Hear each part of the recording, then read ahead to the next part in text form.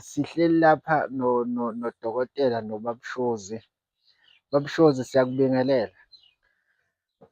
Ngiyabingelela nami ngiyabingelela mfaka amaphisa, ngiyabingelela. Babushozi, siyabona lapho uhleli nale nsizwa owudokotela. Ngifisa nje ungithi halamuzi ukungichazela ukuthi uhlangana kanjani nodokotela ngoba phela insizwa yale uPhongolo lena eyisakhamuzi ene-dual citizenship ephinde ibe yale eSwazini. Usuka le eHarding, uhlangana kanjani nale nsizwa?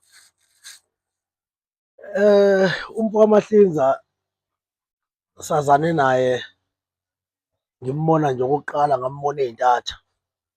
I think kwakuwo-past three, kwakuwo-past three ey'ntatha. Isimo singesihle, ngisuke ngafika ngejubane, impilo ibhedile, izilwane zihlasele. Kodwa ngithe uma ngafika kuyena wazithatha engathi zazifakwe uyena. Ngiqala nje ukumbona nje ngambona ezintatha zixakwe zilwane. Hmm. Ngiyakuzwa Babushozi. Ngabe awusinabele nje ngohambo lwakho nale ndoda ngoba kuyakhombisa ukuthi ubudlelwane benibuhle. Njengoba sike sakhuluma nomama wachaza ukuthi sebakhe ubudlelwane ngangokuthi sebeyasebenzisana. Awusinabele nje ngohambo lwakho nale ndoda. Menginaba nginabe kusukela ngifike kuyena noma Uqala nje ukuhlangana naye nokuthi nani njengoba usushilo ukuthi kwakuney'nkinga noma unganganaba ngey'nkinga kakhulu ngoba asifuni ukwazi iy'ndaba zakashozi. Sifuna nje ukwazi ukuthi uhambo lwakho nale ndoda luqalaphi kuze kube la esikhona namhlanje ngoba sihleli la kwaShozi namhlanje.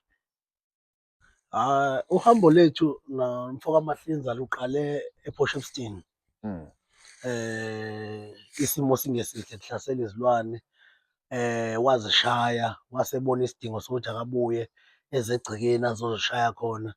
Walifica igceke liqinisiwe lilihle li-right, kodwa kuwukuthi lezi eziza ngomoya zona ziyakwazi ukungena. Kuqiniswe ukuthi abantu bangangeni bafake izinto egcekeni. Wafike wazovimba lezi eziza ngomoya izilwane zavimbeka. Mm. Ngisuke lapho ngahamba ngaya ekhaya lakhe phansi oPhongolo ngenhloso yokuthi-ke siyothola ulwazi siphinde sithole nokusizakala ukuthanda ukuba sezingeni eliphezulu ngolwazi nokujula kwakhe ngokulwa nezilwane ngoba sasesizamile sazihamba iy'ndlela sizama ukulungisa izinto zangalunga, kodwa sithe mesifika kumfaka Mahlinza hhayi wafika wazithatha. Ngase ngithi hhayi ake ngilihambele nekhaya lakhe ukuze sikwazi ukuyofunda ezinye izinto nokujula ukuthi kujulwa kanjani emthini, ulwa kanjani nezilwane kube ngathi zifakwe uyena. Iqale lapho nje uhambo kwawukuthi sigcina-ke manje sesihamba sesithandaza sonke, sesabantu esesithandaza sihamba emabandleni siwavakashela sithandaza. Hhayi ngathola ukuthi hhayi insizwa ekhulekayo impela engazwani nento embi. Mm. Iyaphila le nto kule ndoda. Hhayi iyaphila le nto kule ndoda, iphila kakhulu. Futhi nokuzithemba kwakhe ngicabanga ukuthi ikona okuzamphumelelisa. Kufanele aqhubeke njalo nje azithembe. Indlela eyenze ngayo ize yangifundisa isiZulu ukuthi kunesizulu esithi umbeki wenkosi akabusi. Mm. Indlela enza ngayo baningi abantu abamba igalelo kubona abasizayo kwezokwelapha nalekelela nabo kwezokwelapha ngenhliziyo evulekile. Angeke uze umfice eshintshile enye into. Uma ngabe ubuza nje uxakwe yisimo esikuxakile uthi heyi naku la ngixakwe into ewukuthi nangu umuntu efike nesimo esikanje, uphendula ngokungananazi ukuthi khona ongikhiphele kona noma wenzeni, akunikeze ulwazi ngoba uwumuntu ofisayo ukuyisabalalisa le nto yezokwelapha noma le ndima yezokwelapha uyithanda kakhulu. Umbona ngisho ephethe umuthi ukuthi uma ngabe uphethe uyawuphila umuthi, uphila kuyena egazini. Mm. Ngamafuphi nje Babushozi, uzama ukungichazela ukuthi umuntu nje onenkinga yey'lwane, othi nje uhlushwa yiy'lwane yena, ungamgarantela ngale ndoda? Hhayi ngiyagaranta ngisho kuthiwa zingqongqoza zigijima phezu kwendlu mese efika kuyena hhayi ziyambili. Uma unenkinga nje yezilwane ngoba izona ezazixakile ngangiyiqala leya nto. Ngokomthetho kwakufanele ngiye ekhanselingi angingaziboni izilwane. Uthi uma uqhamuka nomuthi zikutshela ukuthi-ke lo muthi oze nawo engathi uwikhi kakhulu, awukho kwi-level yethu. Zazikhuluma lolo hlobo izilwane, afika azichitha yena. mm, Kodwa zathi uma zifika kowakhe umuthi, hhayi, zafika zacaka ukuthi zingaphansi nge-level.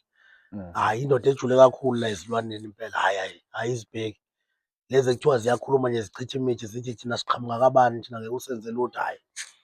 Uvele afike aziginye engathi kade zifakwe uyena. Dokotela, ngiyezwa impela ubaba Mshozi uyakuvuma lapho uthi hhayi unzima lapha ey'lwaneni. Uyakwazi yini ukulapha umuntu onesimo mhlampe ophazamisekile ngesimo somqondo? Lengakusho nje ngicale nje ngibonge ukuthi ngihleli naye lapha umfundisi wami oseceleni esisebenzisana naye ngokuphila nokuphilelana.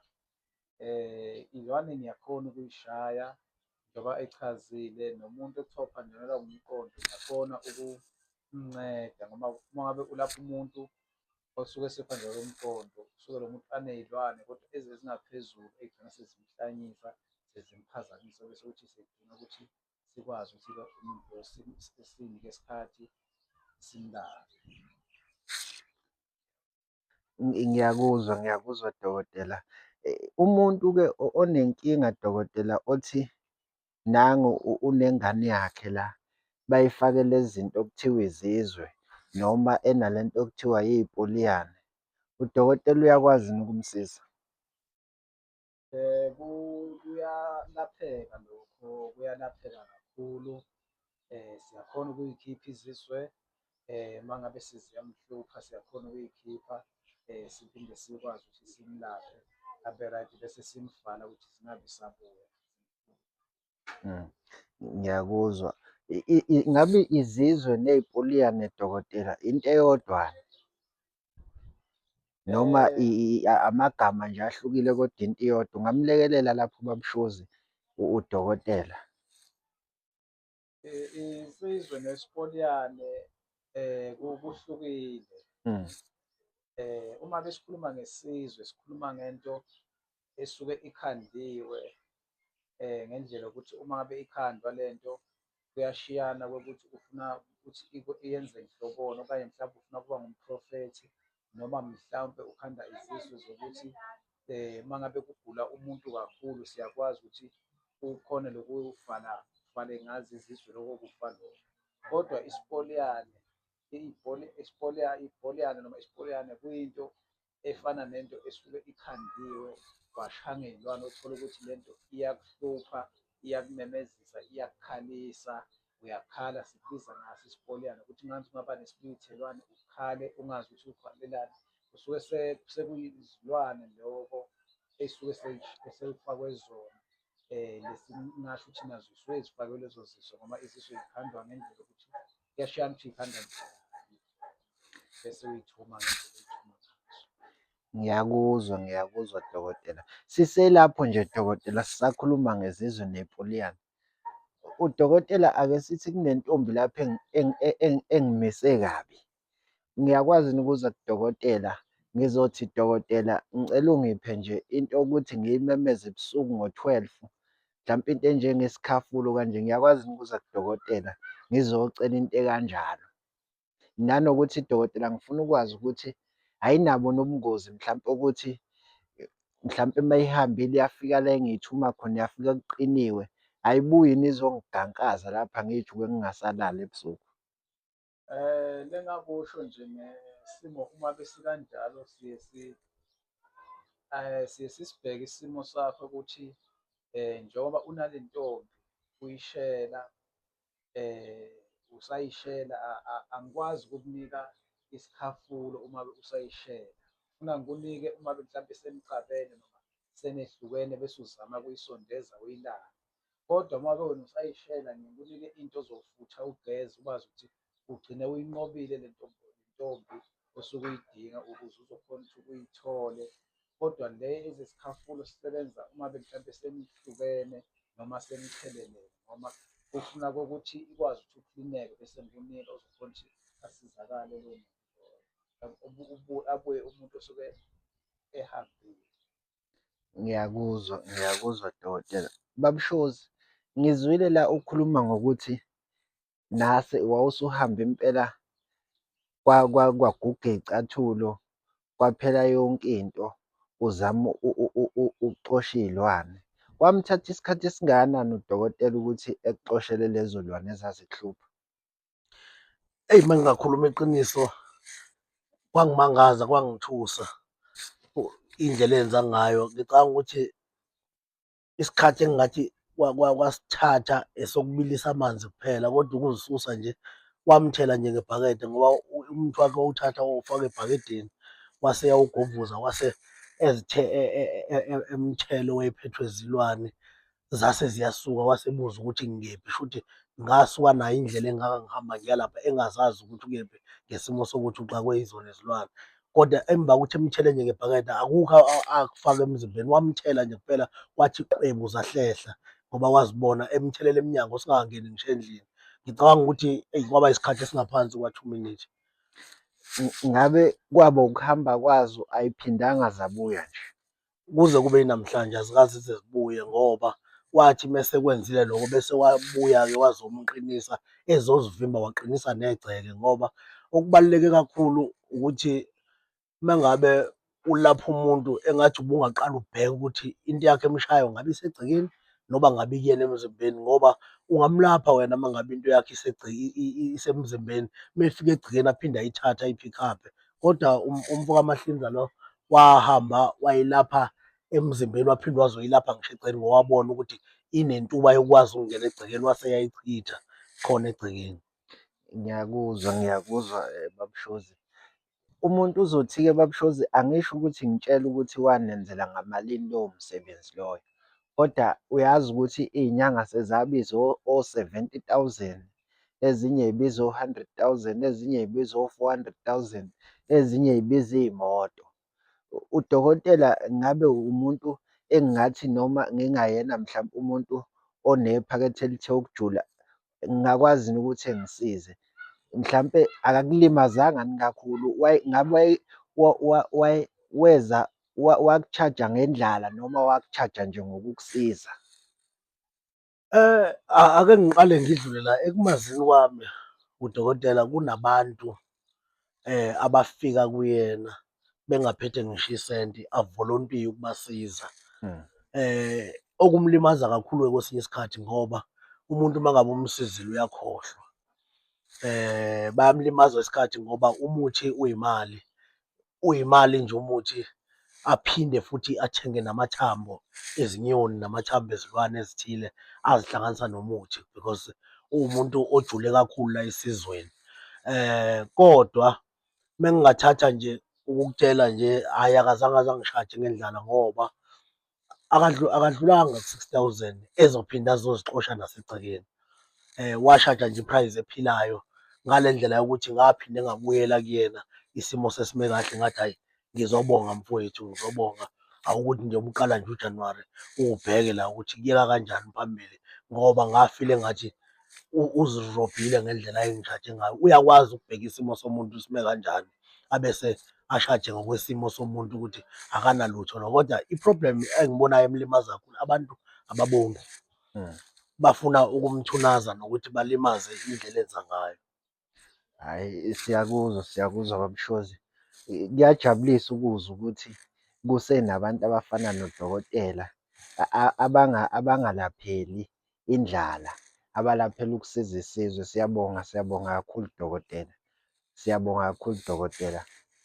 Umsebenzi omuhle nje owenzela abantu. Abandile abantu abafana nawe. Siyakubonga kakhulu lokho okwenzayo.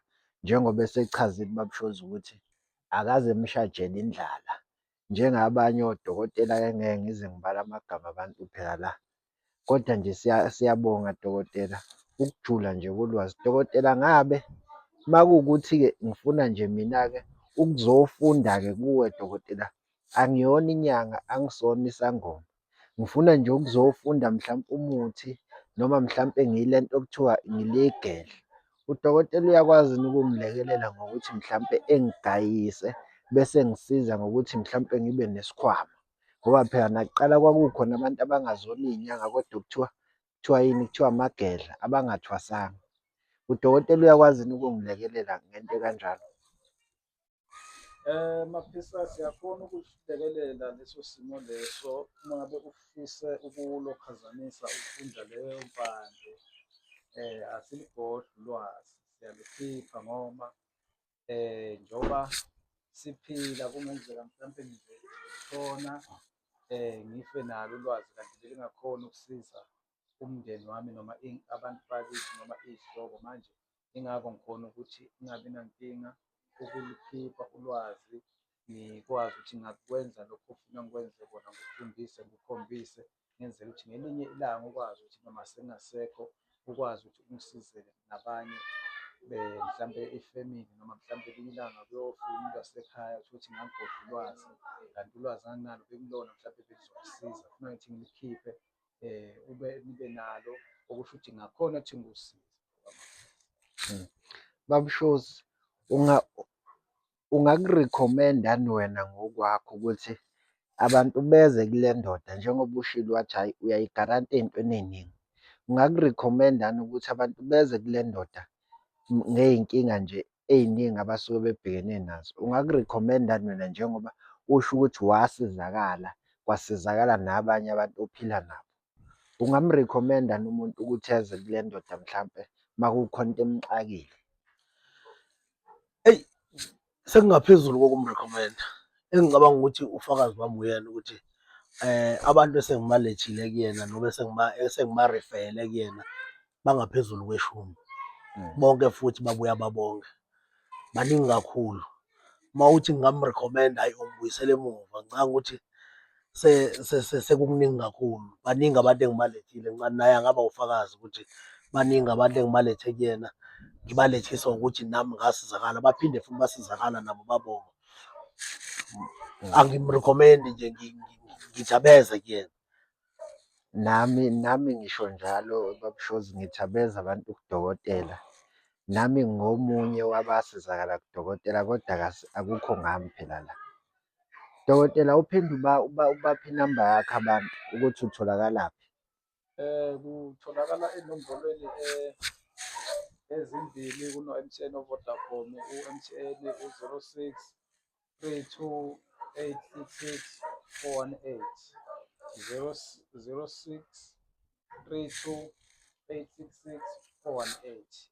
Kube nobani lo, kube nenye futhi ewu-0820 49 42 95, 0820 42 95.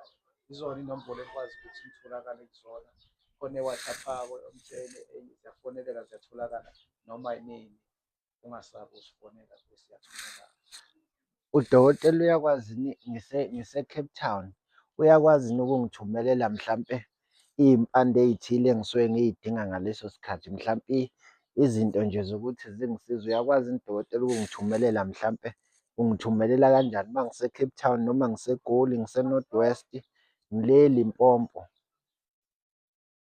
Kuyathumeleka Maphisa, kuyathumeleka kakhulu. Siyakhona ukufakela ngophepho, sikwazi ukuthi sikuphosele usilethele leyo bathini postal noma ngathi inombolo yakuleyo phepho. Sizokhona ukuthi masithumela uyilande kuwona oseduze nawe, ukwazi ukuthi uthole izinto zakho uziphathisele. Akukho inayo inkinga, siyakhona ukuthi kuhambe sithenge iphepha bese uyakhona ukuthi upose izinto y'kwazi ukufika noma kuthiwa ukuphi. Siyabonga Baba Mshozi, siyabonga dokotela, seningayigoqela nje, sesigoqa. Hhayi, sibonge ukuba nawe mfaka Maphiza, sibonge kakhulu. Kukhona okunye akushiyayo udokotela, if ukude use-Cape Town unayo inamba yakhe noma ukwazi ukuyithola khona la kwezokuxhumana, uyakwazi nokuthi uma kunesimo esisuke sixakile sinzima akubhekele ngisho online. Akagcini ngokuphosa kuphela kodwa ngefoni nje uyakwazi ukulalela, ayikhulumise isiphiwo sakhe emzimbeni bese usizakala ule kude, uzwe iy'ndaba zakho nje zinjengoba zinjalo, zingahluziwe, zibuhlungu nje njengoba zinjalo nje noma zizinhle njengoba zinjalo. Ubese futhi uphinde usizakala akulethele imithi. Usekwenzile nje isikhathi ngirifeya abantu kuyena bekude babuze njengoba ngikude kangaka athi hhayi uma ungakhuluma naye uzolalela nje izwi lakho bese a-connect-e nengilozi yakho bese kuyalunga. Amen. Siyabonga, siyabonga kakhulu. Hhayi, siyabonga, siyabonga Nkosi yami. Alright. Amen.